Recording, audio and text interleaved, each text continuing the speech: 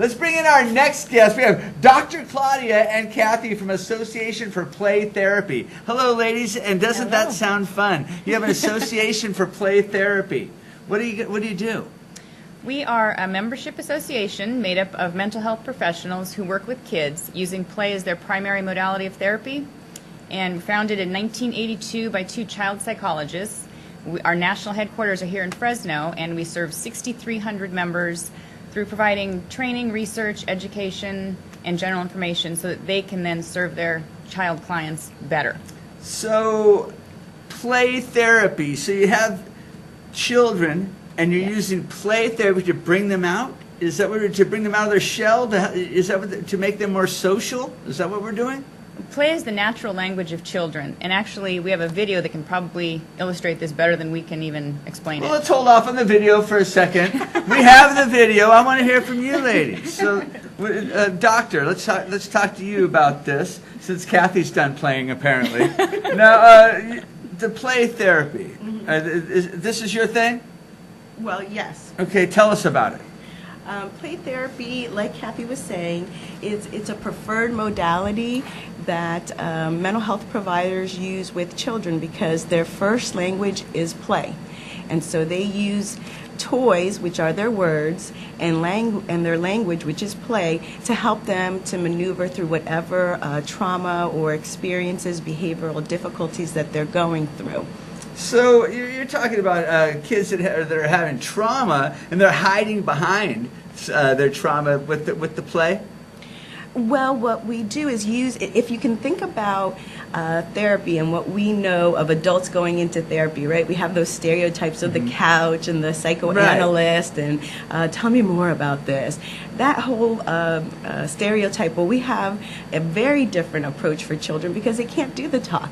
We can't sit them on a couch and say, how are you feeling today? Wait, so this is getting good here. So you're talking with the kids, you're playing with the kids, but as you're playing with them, you're going and you're talking with them and finding out things that they probably wouldn't open up about otherwise? That they use, right? Yes. Yeah, you're kind of on it. They don't have the cognitive ability yet to explain through words what's going on, but they can play it out with you. Wow. So in the playroom, you build an environment of trust and communication, and then as their comfort with you progresses, then they start to work through whatever it is.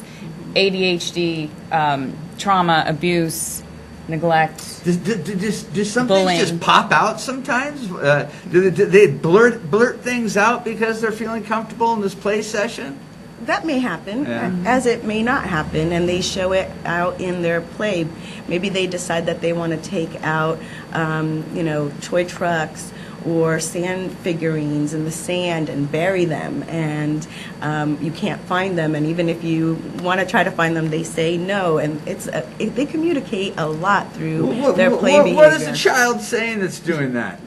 What are they saying when they're burying their toys? And maybe they're saying, I'm not ready just yet. I know you're going there, and I kind of understand our relationship, but I may not be ready to go there just yet. And keep up with me, I'll show you. Wow. Wow. Now, how did you get into this type of therapy? I don't know. Somebody said in high school, hey, Claudia, you should be a therapist. You're really good at talking with people. And I said, okay. Easy enough. But what about the play therapy?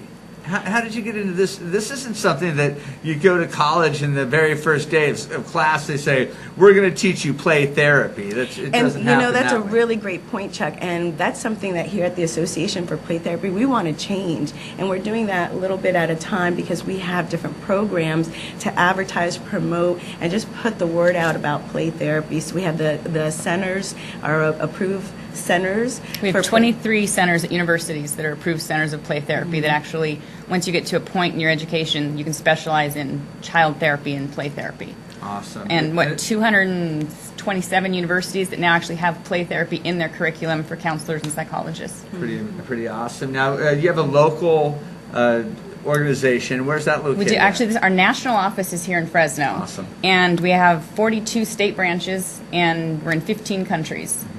So all 6,300 members report to our national office here, and we provide them with journals and magazines. We do an annual conference for their training every year. Don't you think this would be a much better time to watch that video now? Sure. Okay. All right, Billy, let's watch that video. Drew, how was school today? Well, it was a very frustrating day. Tommy was teasing me about my haircut, and that was embarrassing. As a way of coping with my embarrassment, I became angry. I'm ashamed to admit it, dear mother, but I could not resist striking Tommy with my fist. While this act of emotional release did offer a moment's respite from my embarrassment, the victory was short-lived. The next thing I knew, Tommy had immobilized me with a headlock and gave me what is referred to colloquially as a swirling. This isn't how kids communicate, but they do communicate in other ways. Play is a child's first language. When a child plays, they express thoughts and feelings that would otherwise remain hidden. That's why play therapy can be a powerful tool for addressing a child's cognitive, behavioral, and emotional challenges. Licensed mental health practitioners use play therapy to help children process their experiences and develop more effective strategies for managing their world. To learn more about play therapy and registered play therapists, visit a4pt.org. Oh. I really just need a chocolate milk on the rocks and a long soak in the tub. All right, very, very, very cute and funny, and you kept it cute and funny because the other end of it's not so funny sometimes. Correct. Yeah. We were talking about kids with much more serious things going on than what that child had going on right there, but it certainly conveys a good message. Yeah. So if there's people out there that want to get involved, there's a website to go to, Yep. and what is that? a4pt.org. And there's also a directory on there if you're interested in looking for a child therapist or a play therapist. We have a directory of probably 6,000 members all over the United States where you can find somebody trained to work with children. Can people just come by? Can they just come by and check it out? Sure. Yeah, where's and it pick up located? information. We're on Willow and Ashland, right there on the corner in all those buildings. All right. All right. And Chuck, before you go, I'd like to let people know that we have a free training going on, and it's sponsored by the Central Valley chapter of the California APT, and it's going to be on September 27th, 10 a.m. to 12 noon at Alliant International University, and they are going to talk about preparing the brain for play therapy. Free CEs, 1.5 hours, and you can contact the Central Valley Cal, C-A-L, A-P-T at gmail.com. Awesome.